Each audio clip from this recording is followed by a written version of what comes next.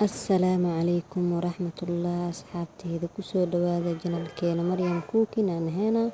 Maantana waxaa idiin wadaa muuqaal kale oo cusub. Muuqaalkeena wuxuu ku saabsan yahay cilaan ubaxyo yaryar oo caleemo yaryar waaye.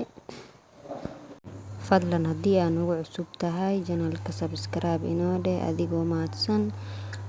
Ka faa'iideysta asxaabteyda, waa caleemo yaryar oo aad u fudud.